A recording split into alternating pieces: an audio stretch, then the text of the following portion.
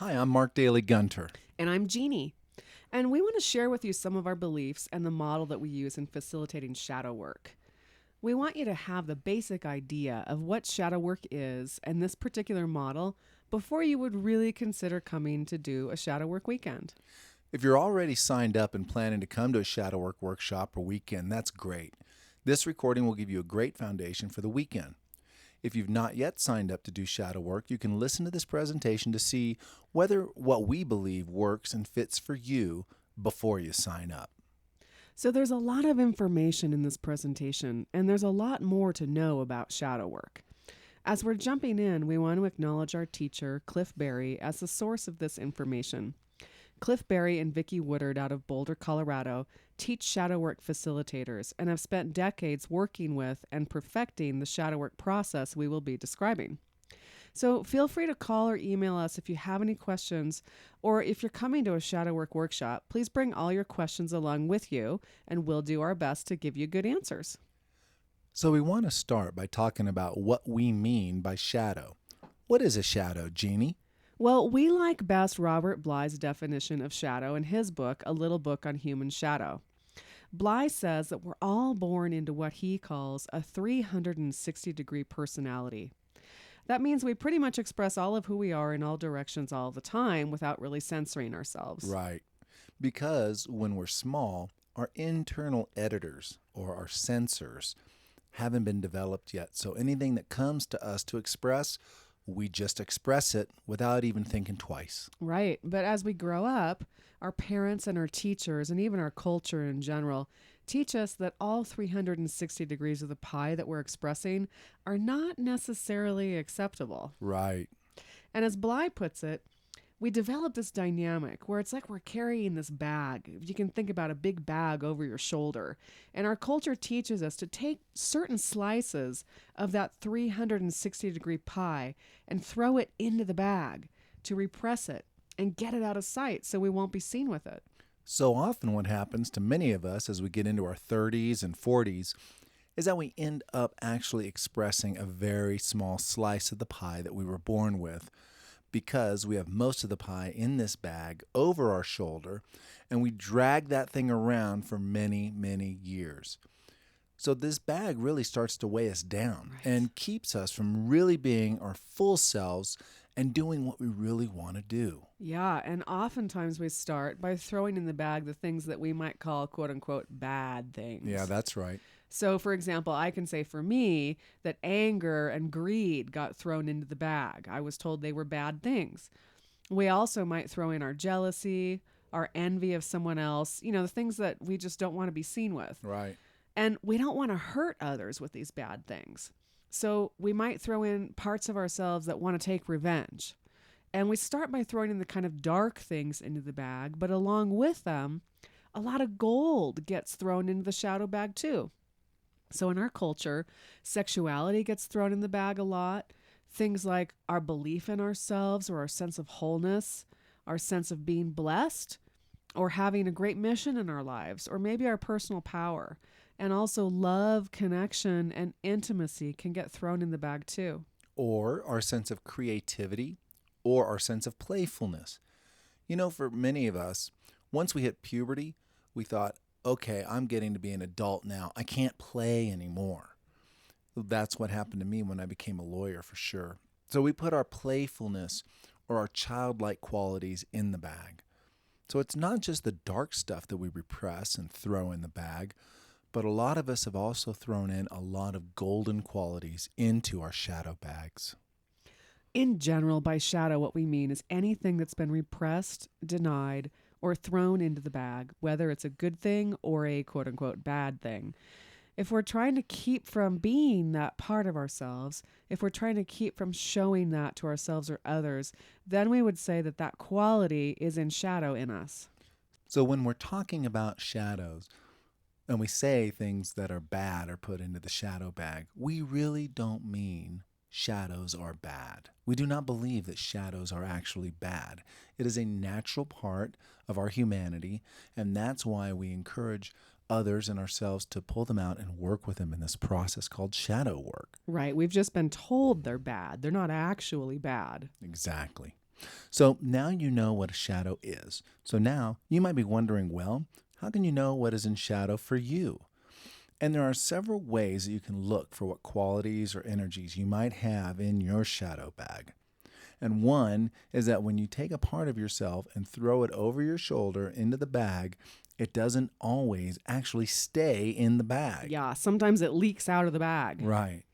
And so it ends up all over the world, and that quality shows up in the person that you are talking to. Where it bugs you. Right, where it bugs you a lot. I might have taken my self righteous part and decided I hate people who are self righteous. I'm not going to be self righteous. That's not what I want to be. And I throw it over my shoulder and decide that self righteous is not how I'm going to be. And then lo and behold, I wind up running into self righteous people everywhere I go in my world. Maybe we're noticing others' certain quote unquote bad qualities more than other people would notice them because we're trying not to notice them in ourselves. This psychological phenomenon is called projection by most people. We take parts of ourselves that we have difficulty owning or owning up to, and we paint them on other people or exaggerate them in other people. And so that's one way of knowing that something might be in your shadow. So the question to ask yourself is, what sorts of things really bother you when you see them in other people? For example, it bugs me when people don't do what they say they're going to do, like when they're out of integrity. And yet, there are times that I really don't like to see where I'm out of integrity, that maybe I said I was or wasn't going to do something and I end up doing it anyway. So it's hard for me to see that in myself, so I judge other people as being out of integrity. Well, we often talk about things that trigger me by when I see it in other people, but what about things that I really revere or admire in others? Those are actually called golden shadows of mine. I might look at someone in my life that is very spontaneous and think, wow, I just can't believe that she can be like that. I wish I could be more spontaneous like she is. That would mean my spontaneity is probably in my shadow bag. Or I might look at somebody famous who I admire, like Gandhi, for example. And for me, one of the qualities that he really had was courage. And I might say, boy, I could never do that. I just don't have the courage to live life the way that Gandhi did. Right. Those are examples of ways where our golden shadow is showing up for us in someone else. So when I'm looking for what might be in shadow for me, one of the ways to do that is to look at the things that I really don't like in other people and the things I really love and admire in other people. Those things might be clues to what I might have in my shadow bag. In AA and the 12-step traditions, they have a saying that really applies here. They say, if you spot it, you got it. Right. And that means exactly what we're talking about here. The things that you most notice, whether they're good or not so good in other people, are often the things that indicate your shadows. These are things in you that you're having difficulty identifying or owning inside yourself. Right. And that doesn't mean that they don't also have that quality, but it can be a clue for me to see what might be in my own shadow. Another way to know whether or not you might have something in shadow is to look for behaviors that you find yourself doing by accident rather than on purpose. For example, it's common for people who believe that it's really not okay for them to be angry to develop a kind of flash temper when something will trigger them, and then all of a sudden their anger comes rushing out, more or less by accident. Like, it was an accident. People will look back and say, gosh, I didn't mean to do that. It just came out. That's an example of the bag leaking and another indication of what might be in shadow for you. Right, yeah. So one way that you can look for energies or behaviors that might be leaking out of you is to look at behaviors that you find in yourself that seem to be in control of you rather than you being in control of that behavior. Here's one for me. I like to overeat just because it tastes good. I watch my weight and I work out, and part of me is totally Mr. Healthy. I'm committed to feeling good and eating healthy food. But when I go to a Mexican restaurant, I will order the biggest, greasiest, cheesiest item on the menu, then sit down to that big plate of Mexican food and just keep going even after I'm full. taking in all those extra calories, knowing I'm going to feel bloated afterwards just because it tastes good, and I feel that, hey, I've been good, now it's time to be bad. Eating a big plate of Mexican food, okay, it's not really bad, but Mr. Healthy doesn't want to be seen as a glutton or as not having any willpower around food. For me, that glutton energy that takes over is one that Mr. Healthy has repressed and denies and is in shadow. If I can really bring up the glutton before I go to the restaurant and allow myself to really think and fantasize about all of the cheese and deep fried foods, when I sit down to order, I don't have the same uncontrollable urge to be quote unquote bad. I can choose to or choose not to. And many times I will order a taco salad with chicken and no sour cream and feel 100% okay.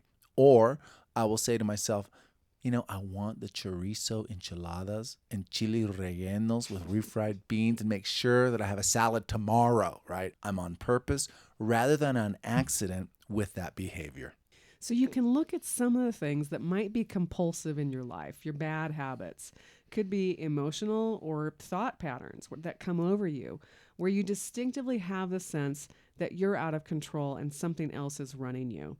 That's often another indication that something is in shadow for you. Right. It's not that there are other energies that come in and kind of push us around, but there are parts of ourselves that we've not owned, that we have in shadow, that can seem like they push us around because we won't acknowledge that they're part of us. Right. This is a core belief for us. When we acknowledge and integrate the shadow, we gain more connection to our soul. So when I'm in denial about having a certain energy or a certain behavior as part of myself, then I don't have the vision or power to transform it and continue on my chosen path in life. If I can't see it and it just comes over me by accident, then I know that I have a shadow in me that is not yet integrated and actualized. So, those are some of the ways that you might begin looking at yourself to see what you might have in shadow. And we're going to talk for a minute here about why you might even want to do shadow work in the first place. Now that you've heard some more about shadows and what shadows are about, why might you want to do something like shadow work? Well, we believe that inside of each shadow, there's a legitimate, useful, even golden energy that you can access if you're willing to separate it from the dark stuff. There's a way that when these shadows get put in the bag, the dark and the gold mix together because they haven't been used for a while. So shadow work is a way for you to have a safe space where you can explore some of the dark energy that you don't want to explore for real in your everyday life. And then you can kind of sort through it and pick through it and find the wisdom in the dark parts, find the motivation, the energy, and the gold inside of those dark parts that you can use in your real life. At the same time, all right, it's not useful for you to just start doing that whatever and everywhere in your life. We believe that you need what we call a container, which we're going to talk some more about in a minute. But you need a container, a symbolic space away from your regular life where you can take things out of the bag, like anger, and work with them, polish them up, so you find the gold in the center that you want to take back out into your day-to-day life. Yeah, for sure. We're not telling you to run around practicing being angry or just willy-nilly pulling all the dark out of the bag. Exactly. So we've found that doing shadow work and having a place to take these things out and work with them can keep you from the experience of having something else controlling you or where you're acting out by accident. So we often say in shadow work that if you can act out of an energy on purpose in a safe and symbolic space, then you can learn to stop acting out of that energy outside of that container, that shadow work space. So one of the purposes of doing shadow work then is to learn to stop doing behaviors that are kind of messing up your life outside of the shadow work container. We believe that the process of putting things into the shadow bag and then taking them out again and working with them to reintegrate them into ourselves is how we connect to our soul's purpose. We believe that it is a useful process and that looking at and working with my shadow is a way of powering my life. I don't believe that I will ever be shadow free, for sure. And that is totally okay. The ongoing process of putting things into the bag and then taking them out is a way of growing and becoming a fully mature adult human being. So, when we can use all parts of ourselves in harmony, there's like an intensity and Yeah. an aliveness, and it's a very joyful and full way to live life. So, that's what we're going for, and that's what we really Mm-hmm. wanted to tell you about the shadow. And now we're going to shift gears just a little bit and talk about this thing we've been talking about called the container, the space in which we do shadow work.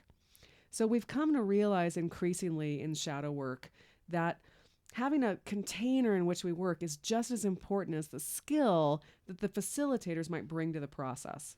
So if you can kind of imagine drawing a circle around a group of people, we think the circle is actually made up of the beliefs that those people have agreed to share in that container. The makeup of that circle is just as important as any action that's taken inside of that circle. And that circle we call the container, by which we mean it's kind of like the walls of a well that hold these processes that we do in shadow work so that the people in the container can feel safer. We believe that shadow work must have a safe container. So anytime we get together to do shadow work, we take time to set the container before we start the process. So we think it's really important that you know what our beliefs are as facilitators because we're holding a lot of the container. And if you know what we believe, it makes it safer for you. Right. And it doesn't mean you need to agree with our beliefs. You just need to know what they are so you can more or less hold them up against your own beliefs and know the space in which you're navigating. One way that we would define an unsafe container is a place in which the facilitators, whether or not they mean to, are pushing participants into a certain kind of resolution to their process, or maybe even a certain kind of process, because the facilitators are holding certain beliefs that the participants don't know about. So we certainly have our agendas. We have personal beliefs about what a given participant in one of our workshop needs. And we do our best to make those agendas and beliefs explicit and upfront so that you can judge whether or not they fit with your needs. One of the purposes of this presentation is for us to explain some of our beliefs to you so you can make a discernment on whether shadow work fits for you. One of the core beliefs of shadow work is that as facilitators, we're really guiding and leading you in your process. We call it leading from behind. Right. And that's one of the first things that we do in the shadow work container whenever we have a group of people together. We begin by asking everyone to explain or answer this question: what do you want to have happen here? And that's how we begin building the container, the circle around the group, by everyone saying in that space what they want to have happen. And then as facilitators, we believe we can help each one of them navigate a safe experience. It's a way that we hold ourselves accountable as facilitators to not putting our agenda about what we think somebody needs onto them and for the participant to really get what they want. Shadow work must be fully consensual. So if you choose to come to a shadow work weekend or workshop, you choose what to share and what not to share. You decide what to work on and how deep you want to go. Right. You can think about your shadow bag that you are carrying over your shoulder, and you can think about all the shadows in there as options to explore. Yeah, we love to watch and empower people to work at their own pace. We believe that that helps us to reclaim all of who we are. Now, there are times in everyone's life that they might want to do something that's like an initiation or a rite of passage. Yep. Or a life-changing seminar and have somebody else give you a big wake-up call and kind of knock you over backwards. Yeah. And there's nothing wrong with that. We've done that. I love that stuff. And yeah, and if that's what you need right now, it's just that this particular kind of work might not be right for you because we're really supporting you in your process. We're not telling you what to do. Mm-hmm. We like working consensually with our participants so that they're following their own intuition, and there's kind of a cooperation that goes on in the participants' growth. And we think that that kind of growth really feeds the soul. Right. So shadow work is not necessarily appropriate for everyone at any given time. So you're going to have to make that decision. There's cycles of growth in all of our lives. And we want to invite you to choose what's appropriate for you. Sometimes we talk about this, it's kind of like hiking up a mountain. And there's a cycle of growth that's like climbing the mountain. And there's an uphill side where you're striving for something. You might have a goal like getting a degree or raising a family or achieving a professional goal. And as you hike up the mountain, usually people are putting lots of stuff that other people are telling them are bad into the bag That's right. in order to achieve what they want in their lives. Yep. And so when you're going up the mountain, you're not necessarily trying to be all of yourselves. You're just trying to get somewhere. Right. Well, when I set out to achieve a goal like law school and setting up a career, starting a family, whatever, I know I have to delay gratification. I have to put many of my own needs aside. And a lot of it are behaviors that don't serve me or my goal. And that's okay. But, they also have in them that gold, that playfulness or deep feeling or compassion or that righteous indignation. And I run the risk of losing myself when I do that. So then there's the second half of the growth cycle. You get to the top of the mountain, or maybe you don't. And then you want to look. You want to look at what went right, what went wrong, and kind of like taking a pause and assessing. And this is the place, the second half of the growth cycle, where shadow work really comes in best. Because shadow work is a place where you can bring out the parts of yourself that you put into the bag earlier on the way up the mountain. And you can interact with them in a safe way. You can re-experience the energy and remember how to handle them.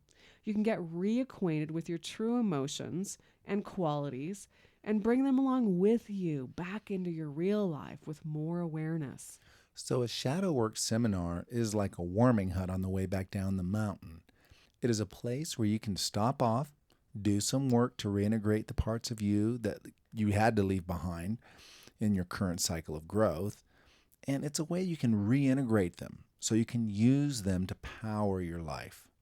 Another belief we hold is that 4 basic kinds of energies act as metaphors or archetypes to describe patterns of human experience. And this information comes from a book by Dr. Robert Moore and Doug Gillette, and their book is called King, Warrior, Magician, Lover, in which they really distilled Carl Jung's archetypal psychology into 4 descriptions of these 4 basic energies as they were seen particularly in the male psyche. So Cliff Berry has modified these 4 archetypes to apply to women as well, and the terms that he chose are sovereign, warrior, magician, and lover. So we're going to talk about how there's a masculine side and a feminine side to all 4 of those energies. And then we're also going to look at another body of work by Sharon Wegscheider, and her work is about the 4 family roles that people grow up in. And we're going to talk about which of the family roles fits with those 4 archetypes. We'll also talk about the 4 elements of earth, air, fire, and water, and talk about which of the basic human emotion acts as a gateway for each of these 4 energies. And we will talk about all of those different elements as a way of describing the sort of healthy, well-rounded energy in each quarter that an adult can definitely access.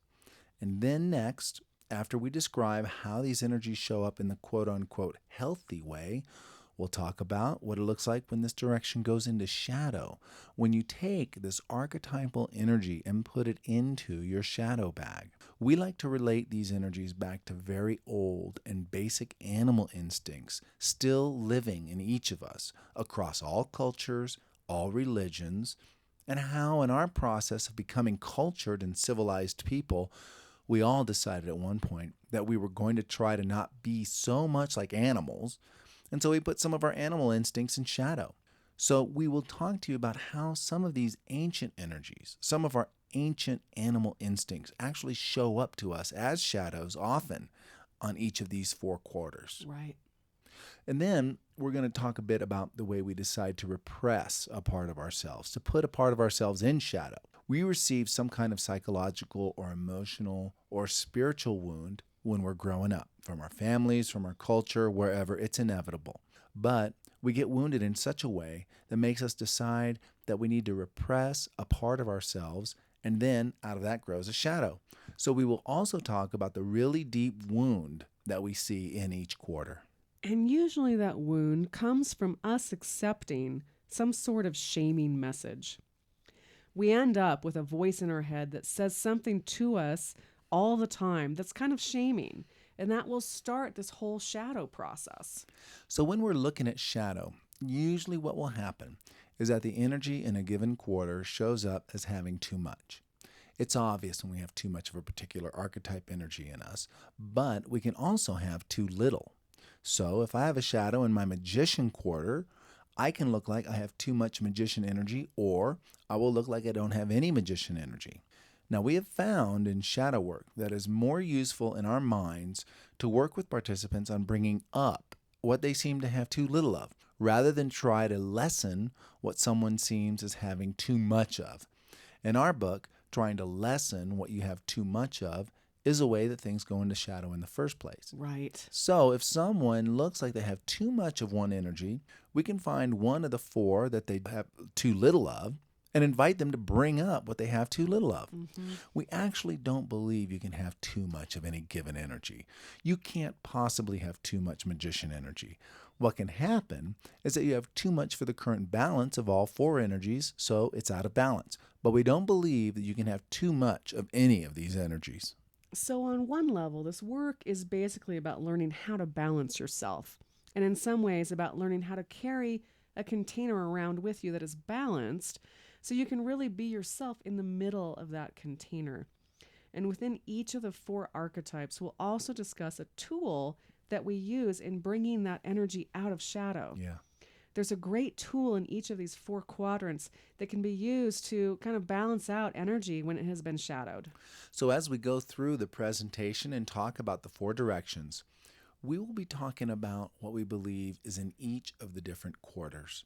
And we want you to remember that these are our beliefs, and we are working to make our shadow work container safe by sharing our beliefs with you.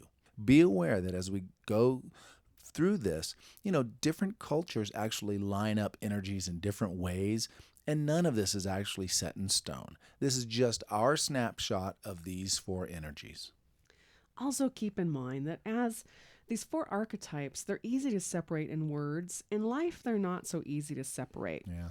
When we really get down to doing something, oftentimes all these energies combine. And you'll notice that even as we talk about them, or as we're thinking about these terms, there's a lot of overlap between these quarters. And don't worry if it's not exactly clear right now, or if you find something of yours that you think might fit in one quarter rather than the quarter that we're saying it's in. Don't worry. This is really more of an art than a science. And think of it as an overview of the description of the four energies in the four quarters. As you listen to us talk about the shadows in the various quarters, be aware of the abnormal psychology 101 problem, right? I've got it. I've got everything. Yeah. You start thinking you have every problem in the world.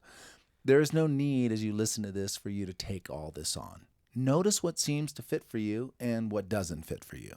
We don't think it's necessarily useful to try and figure out what your shadow as a whole person is. Like, for example, I find myself saying, I have too much warrior energy. Yeah.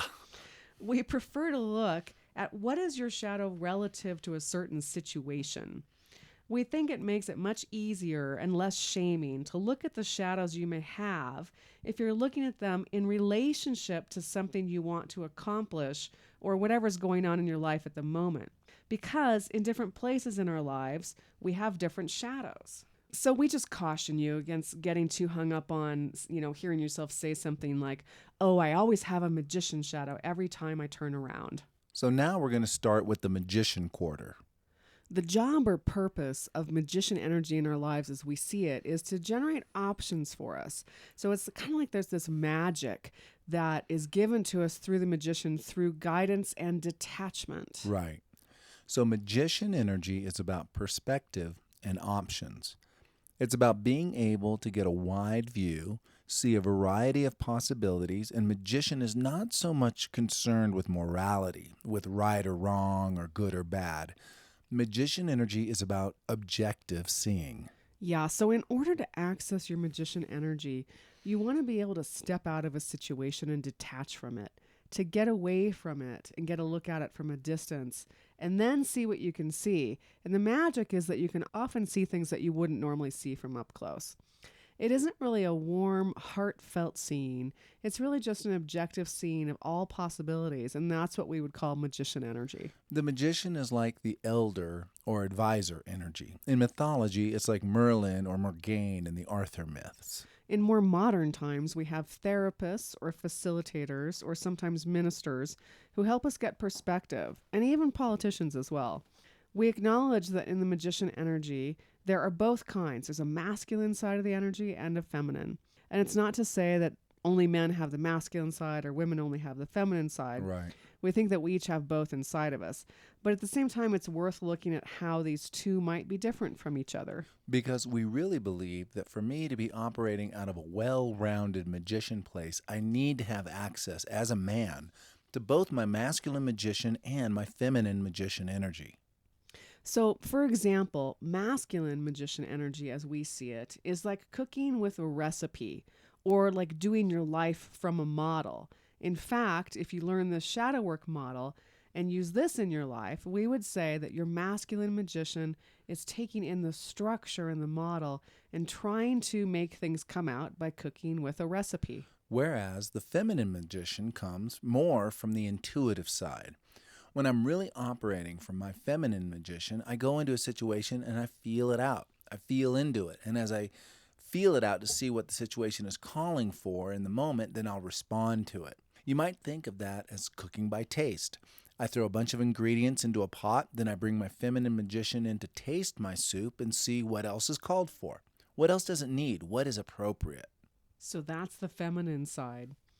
With the magician, we also like to overlay the element of air, which means that, like air, magician energy is detached.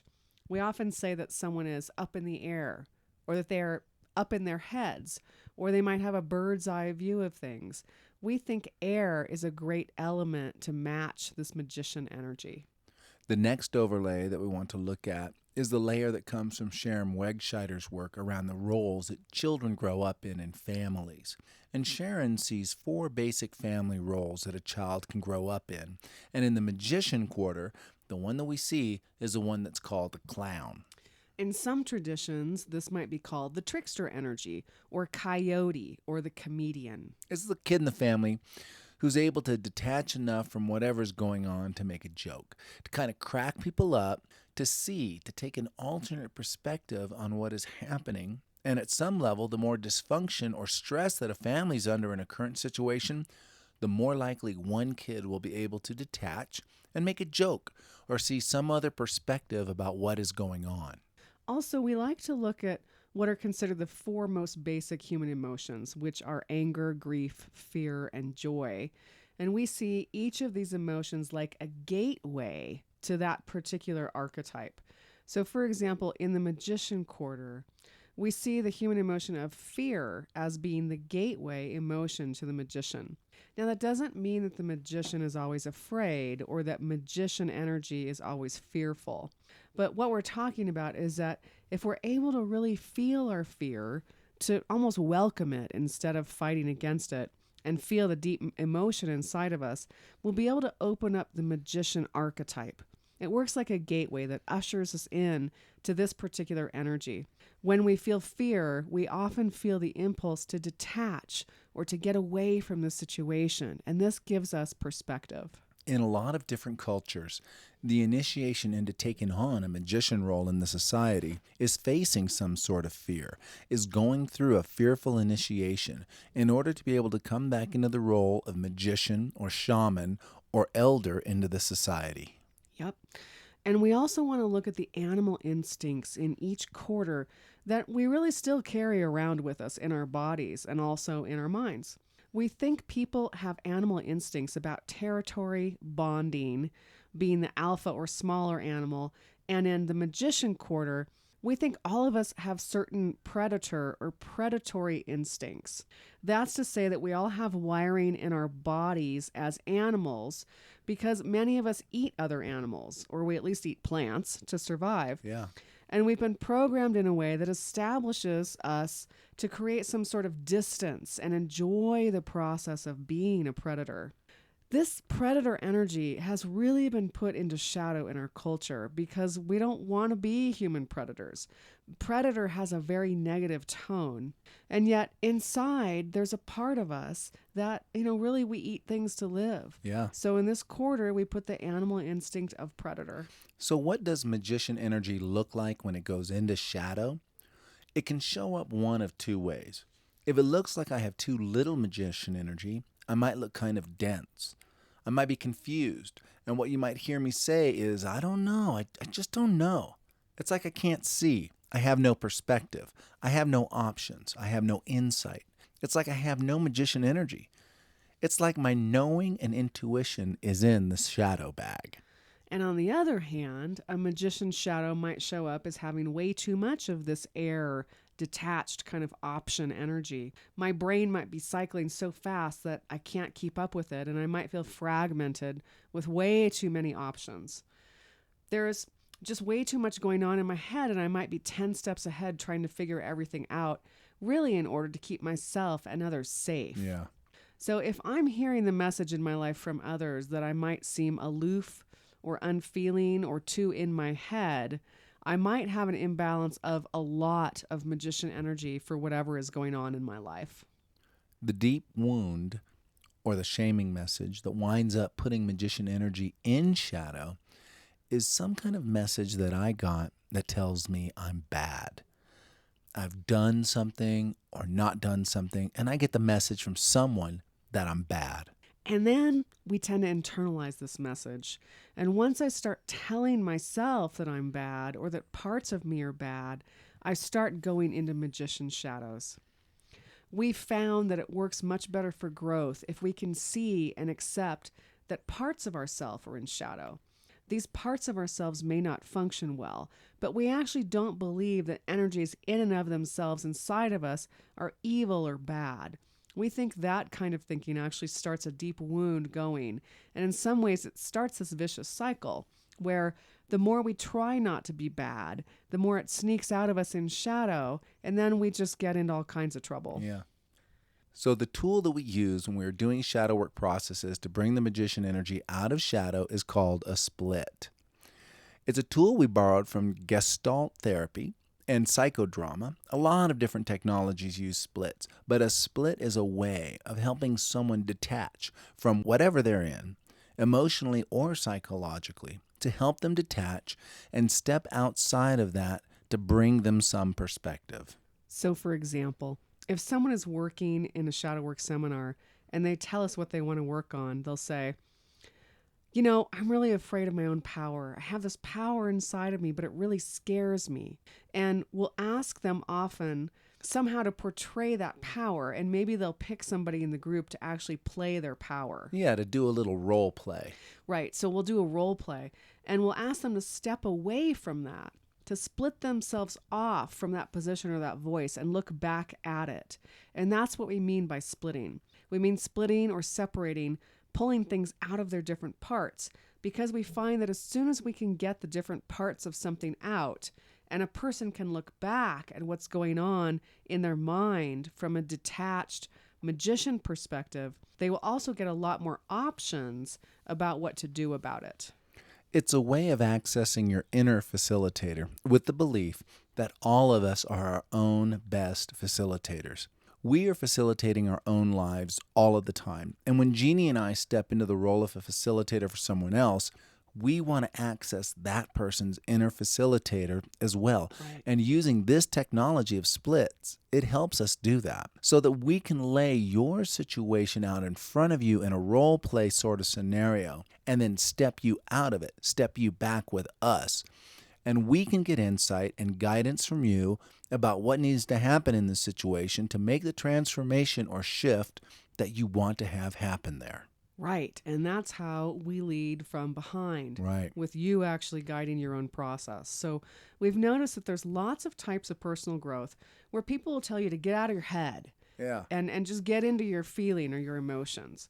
From our point of view, that's not really a holistic way of working with people. And we want to honor your magician. We want to honor what's in your head. Right. And we often find that people get into problems in their lives And they can solve them by simply taking a step outside of the whole thing and getting a clear look at it and a different perspective or point of view. Yeah, we do lots of deep emotional feeling work with people, and that's certainly an enormous part of shadow work.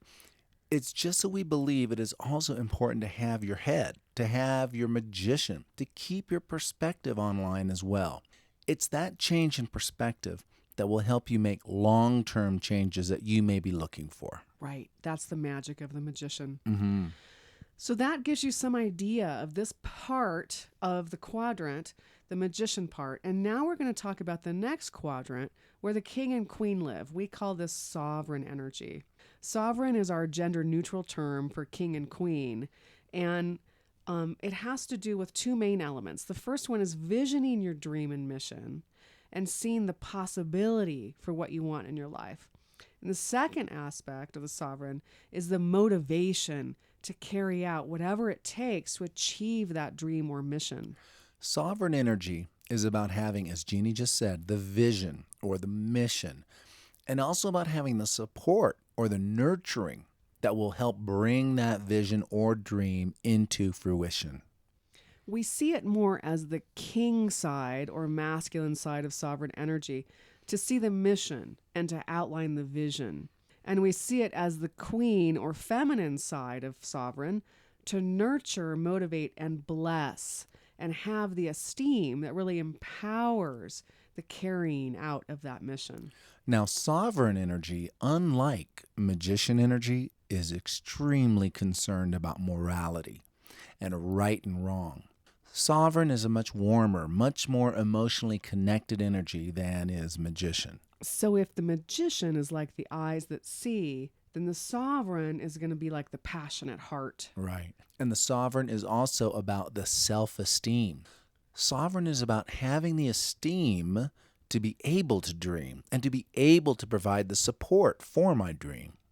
Roles in our society that are sovereign-like roles are leaders or parents and visionaries, people who are carrying a vision and leading other people in that direction. It's like carrying the torch, if you will, which leads us into talking about the elements that we see in the sovereign quarter. We connect fire with the energy in the sovereign quarter. It's often said that leaders hold the flame, or we put the eternal flame on the grave of a leader. And in terms of motivation, we say it's like a fire in the breast. Or if you look at the word inspiration, there's an essence of fire there, breathing life into something. That inspiration for sovereigns might also come from a connection with spirit or the divine. Right. Someone might be inspired or be on fire with his or her idea. We see fire as being very connected with the sovereign. In the work on the four family roles, we link the sovereign to the role of the little parent or the hero of the family. So when I was a child, this was my role growing up in the family, at least until I became a teenager. Yeah. So if you had this role in your family, you would have been the kid who got good grades and tried to do everything right and really was striving for perfection as your way of identifying yourself and your family and getting love. In families that are dealing with a lot of stress or really has some challenges, this is the kid who will take over the role of the parent, who will take care of the other kids, even if need be, to keep the family functioning. Again, we said that one of the four emotions acts like a gateway to the energy. And the emotion that we see as being a gateway for the sovereign is joy. And by that we mean that it's when I'm feeling the happiest with myself, when I'm in my joy about what a wonderful being I am and feeling connected to the divine. That will often open me up to start dreaming about what I might want to try to do, and that will motivate me to carry that out.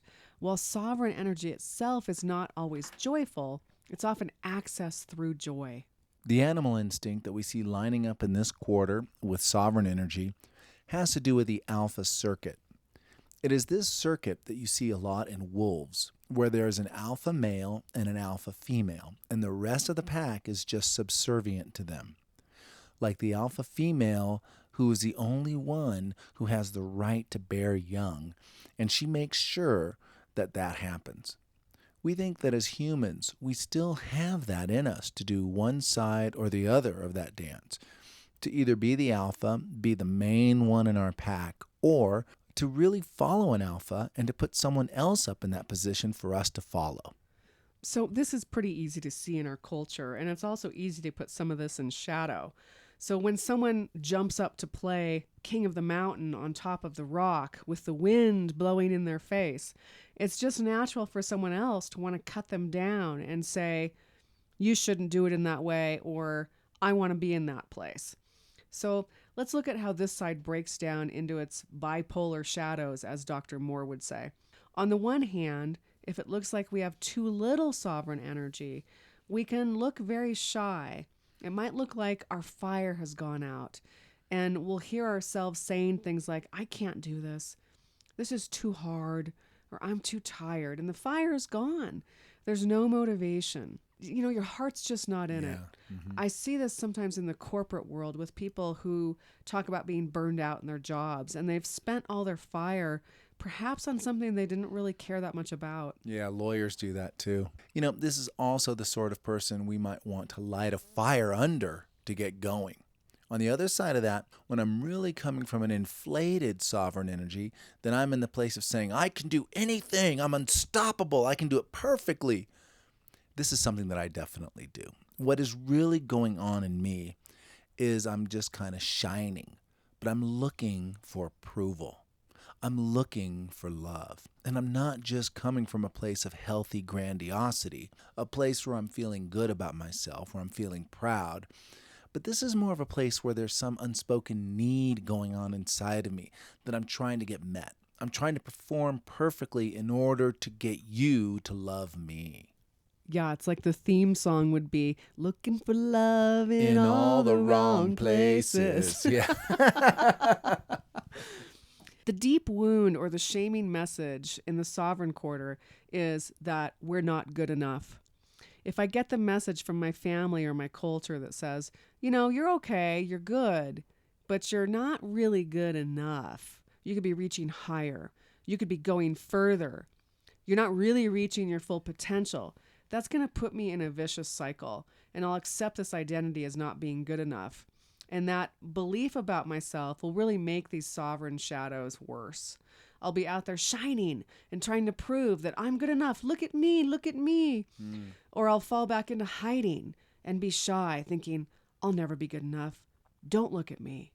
And that's what I just acted out. That's a seesaw pattern that I do for sure. Yeah. You know, we often think about the wounded sovereign as coming from conditional love. And that's true. It just happens that way. You know, this is when we're loved for what we do and how we perform rather than just for who we are. Yeah, and it can be really painful. Yeah. In this quarter, there's a tool that we use to help rectify sovereign energy, to help bring it back in balance and online. And the tool is support or blessing, usually given by some sort of ideal or, loving support figure. So as an example, sometimes people will come out to do a piece of work on the carpet, and we'll get the different parts out there. Yeah, we'll do some splits. Yeah, we'll do the splits.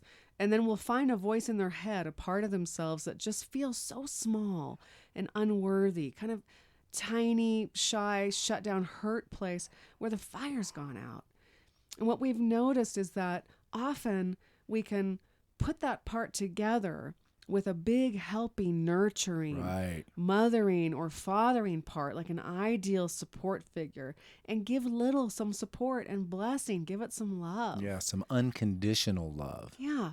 And with that unconditional love, the support person might be saying, you're lovable.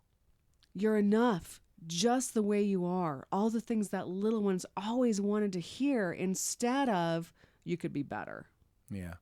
You know, we're going to find the words that your little one has always wanted to hear, like, I love you just the way you are. I'm proud of you. You are wonderful. You're perfect, exactly as you are. And that will really help someone who's in this shy, smaller, hurt place to get out of shadow.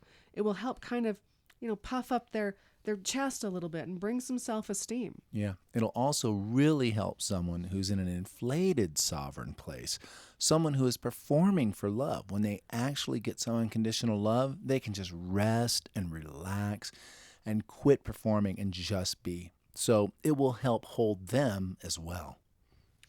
So that gives you some idea of the layers that are in the sovereign quarter.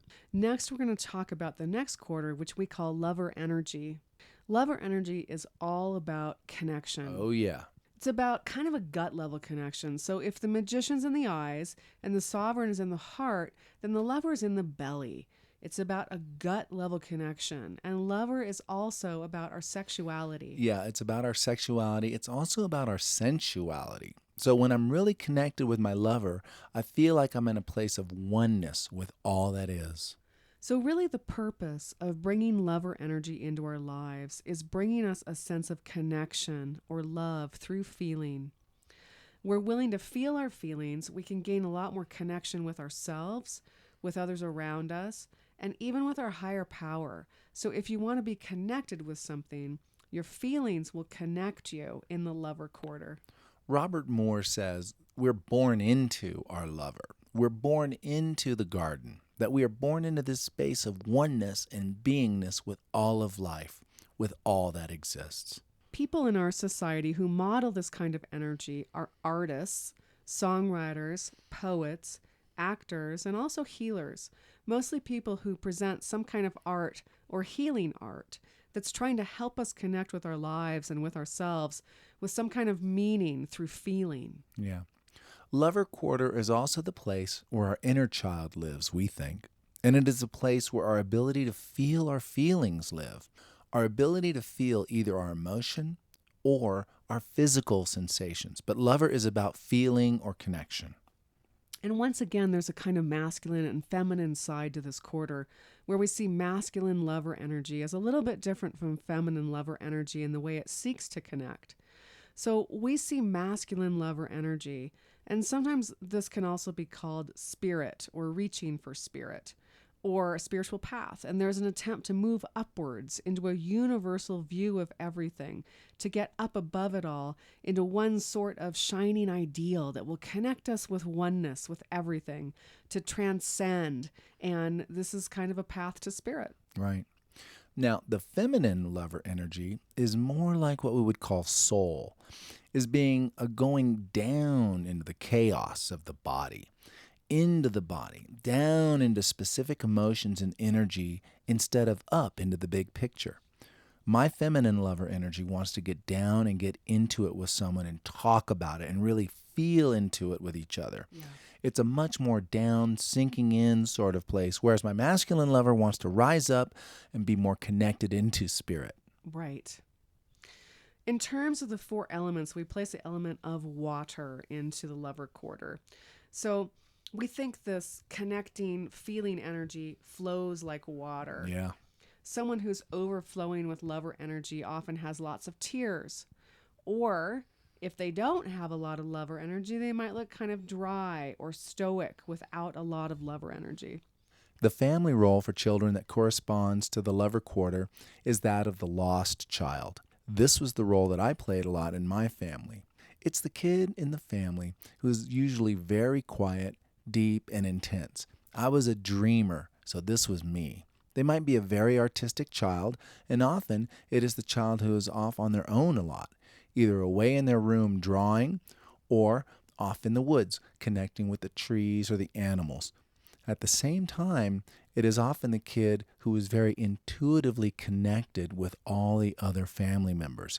This kid may not seem like they are in the thick of things, but they are the ones who knows what is going on with everybody else.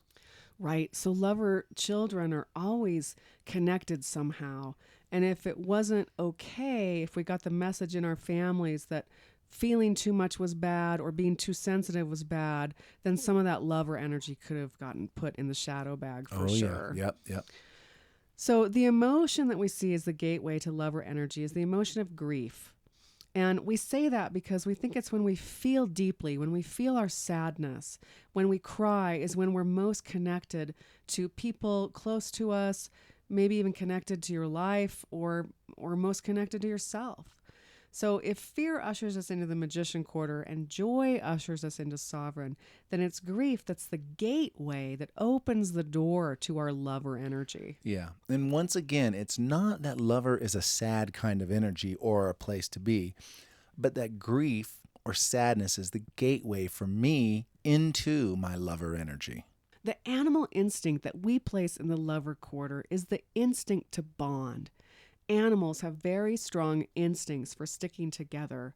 They come together to mate, or they stick together in a flock, or a herd, or a school for their own protection.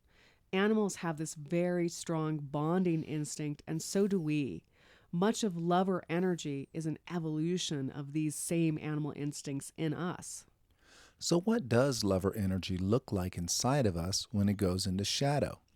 Well, if I am in a place where I'm in a sort of deflated lover, where it looks like I have too little lover energy, then I will be dry or stoic. You hear me saying things like, I know I'm feeling something, but I just can't get at it. It's like I just can't connect. I'll have a hard time opening myself up and being vulnerable with someone else. It's hard to feel my feelings. If you ask me what I'm feeling, I'll tell a story about how I'm feeling rather than really being able to name the emotion that I'm experiencing. On the other hand, if my lover is a lot for the mix, then I'll experience a sort of overflowing of emotion. I might be experiencing a lot of emotion when it's too overwhelming for me or for the situation. And I'll have a sense that my emotions are kind of getting me. I might be crying when I don't want to be crying, or angry when I don't want to be angry. And I have this sense that my emotions are running me. It's like I'm kind of drowning in my own emotions, and it's just too much for whatever is happening. We also identify most addictions or compulsive behaviors and even illnesses in the body with lover energy. Yeah.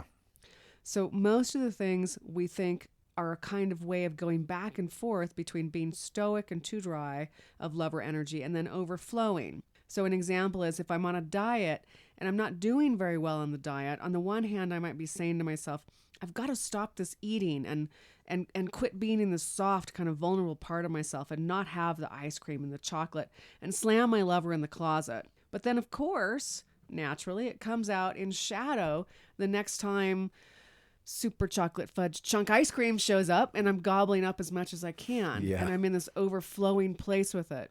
And many addictive or compulsive patterns, we think, are actually lover phenomenon.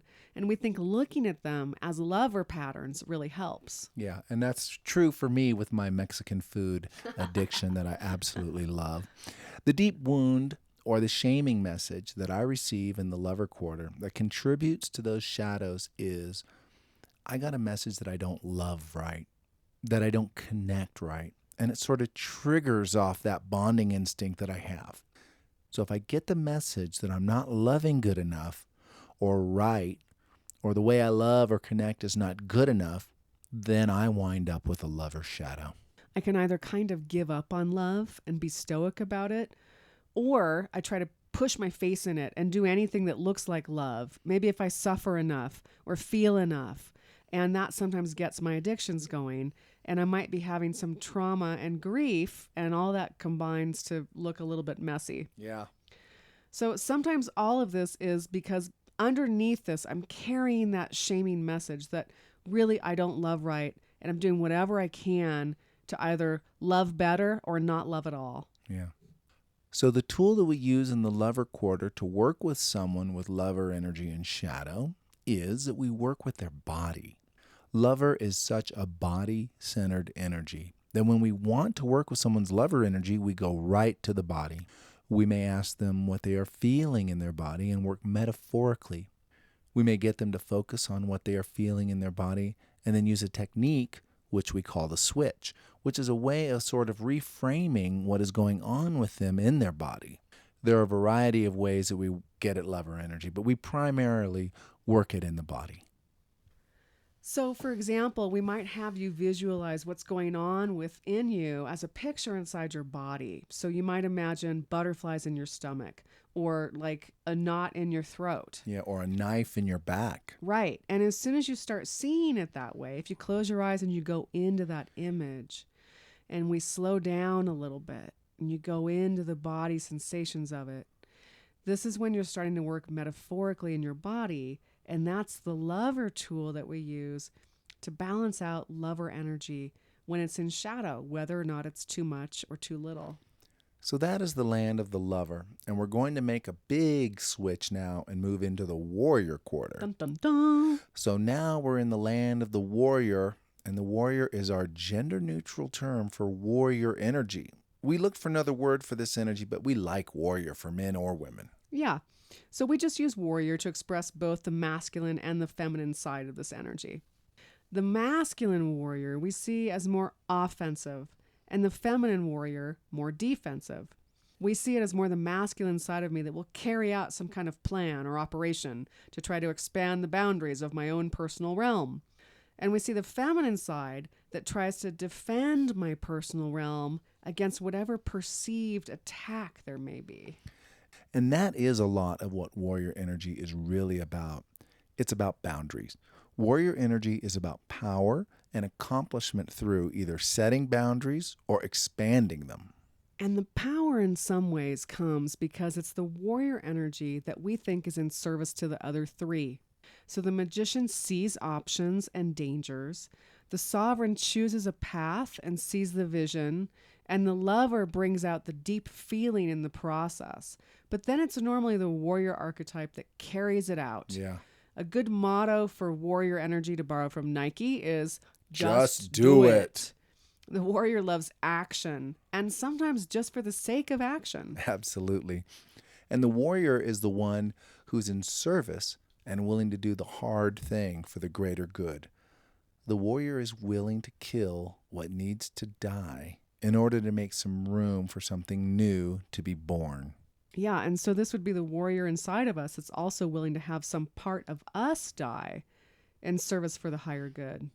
In the highest sense, it's like the way a soldier is willing to die for their country. We see that kind of courage and nobility or conviction to a cause carried out in the psychological realms when we see that there are parts of us that are willing to die for the greater good. Warrior is about commitment and integrity and doing it. Professions in our culture that have or need a lot of warrior energy are people, for example, who are engaged in working with the law. Yeah. Right? Yeah. Lawyers, police, judges, the military, and often leaders will have a very strong warrior energy. They all need a lot of warrior energy to carry out what they're doing. Business is also a lot about warrior energy. The bottom line, what is real, what is practical. So the element that we connect up with warrior energy is the earth. We think that warrior energy is very earthy energy. It's grounded, solid, practical, down to earth. What is real is warrior energy. Right. So warrior also has to do with money. Money. Yeah. Time, money, very grounded, practical things. Mm-hmm. In the family role system, the family role we see is the role of rebel in the family. So once I hit teenageness, I was definitely the rebel in the family. And usually there's one child in the family that excels in breaking the family rules, stepping outside of the norms and kind of going into an offense. That was me. Yeah. What else is possible? Why do we have to do things this way? But sometimes this also gets called the scapegoat, and that's really the more defensive side. There might be one child in the family who somehow gets a lot of the punishment falling down onto them, and they get the blame for things. And that kid might act out in a bad way and get blamed for it. So the animal instinct that we connect up with warrior energy is about territoriality. We all have an inner junkyard dog, all right? Yeah. And we're going to mark our territory and then defend it. And we believe that we each have an instinct in us to carve out our niche, to carve out a territory and protect it and defend it. Even little chihuahuas, honey. Yeah. I know. Even the littlest dogs. I know. Most times the territory that we're defending within ourselves is what we call our ego. Ego gets a bad rap. Really, ego is just the who we are of who we are. It's our warrior archetype that we call on to defend whatever it is that we call us, our sense of self. Yeah.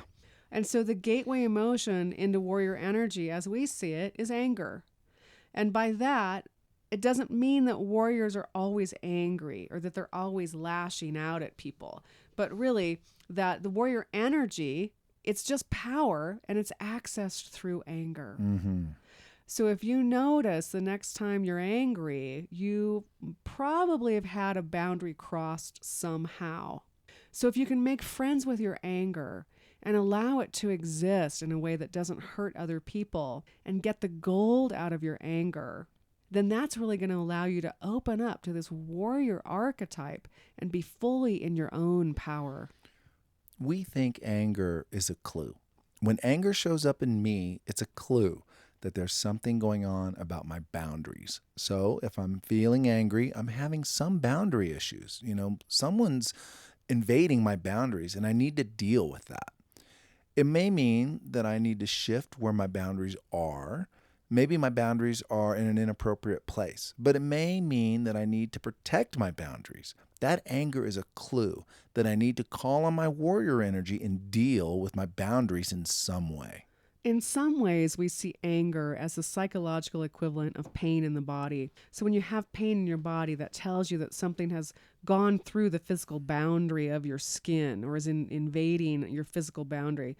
So you'll notice and do something about it. And we think you have anger in your emotions for much the same purpose, to tell you when a line has been crossed and when something has been invaded. Yeah, and that's really helpful. So what does a warrior energy look like when it goes into shadow? Well, if I'm on the deflated side, if I'm in a place where it looks like I have too little warrior energy, then I'm kind of flaky. I'm ungrounded. I'm in a place of having no boundaries. I give myself away. I can't say no. I'll do anything for anybody and always put myself second and everybody else first. And I probably have a real hatred of conflict of any kind. Right. I don't want to say anything that could be perceived as conflictual in any sort of way. I don't want to get involved in conflicts at all. Can't we all just get along, please? No. Alrighty then. And when I'm in that deflated shadow, I often wind up as the victim of things. And that's often how it turns out. If I don't put up a boundary, then my boundaries are going to get invaded. Yeah. But on the other side of that coin, if I have a lot of warrior energy in the mix, then I'm going to be the antagonist. I might challenge people all the time, like saying no, or maybe saying things that are hurtful, attacking people, or being verbally abusive at the far end of the spectrum. This is the offensive side of the warrior equation on steroids. Or I might be overly defensive. I may have a stone wall around me and not let people in, and just be completely defensive with my back up all the time, expecting people to attack me. So the deep wound and the shaming message as we see it that makes all of these warrior shadows worse is the message that somehow either you aren't important or you don't exist. And what we really think that means is that you were given the message that you don't exist separate from other people, particularly from the people that you are close to.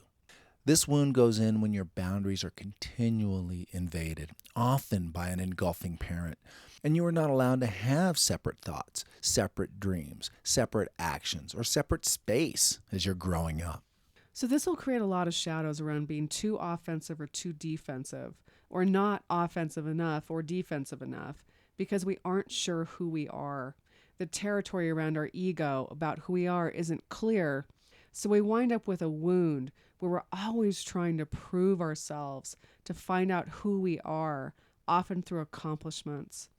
If this happens, we can be expressing a lot of unbalanced warrior energy. So the tool that we use in shadow work when working with someone with a warrior shadow is to set up some sort of boundary.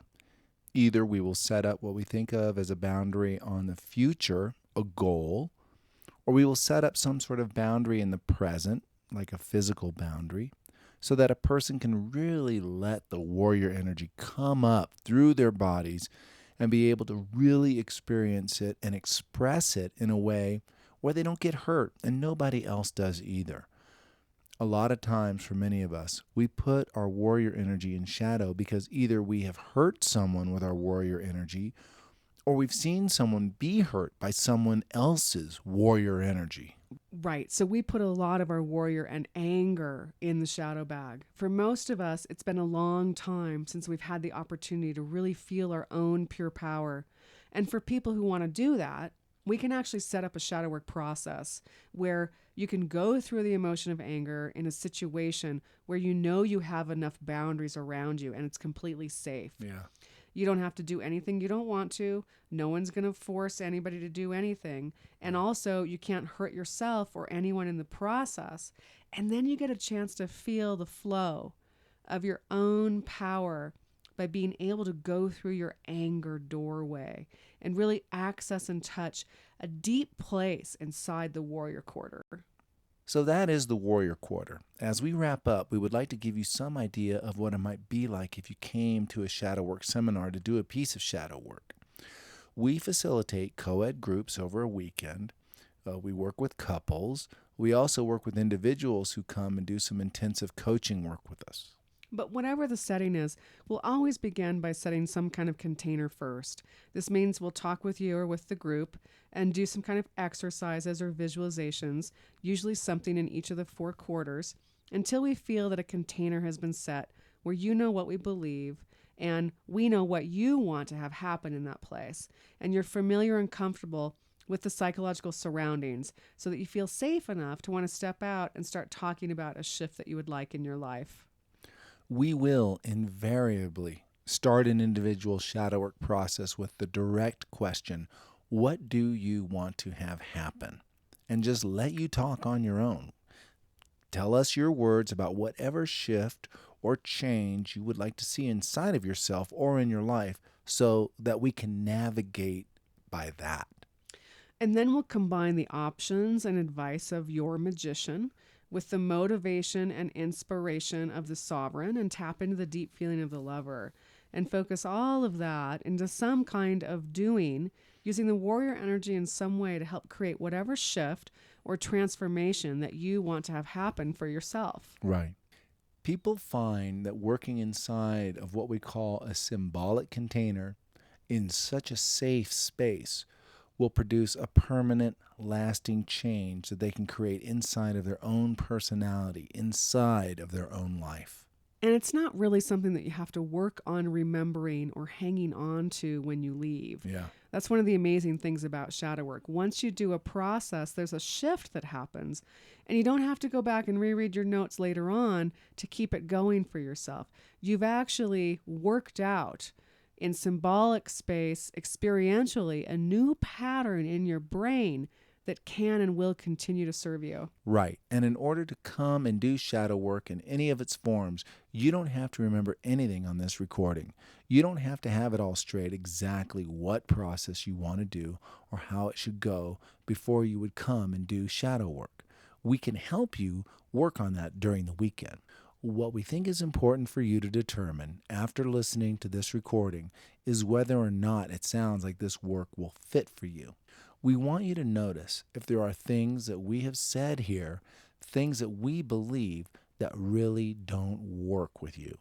And, you may have a lot of difficulty in a shadow work seminar. And in that event, you might want to reconsider doing a shadow work seminar with us. We also want to let you know there's a lot of different ways to get value out of a shadow work weekend. So some participants will have an opportunity to come out in the center and do a piece of what we call center work.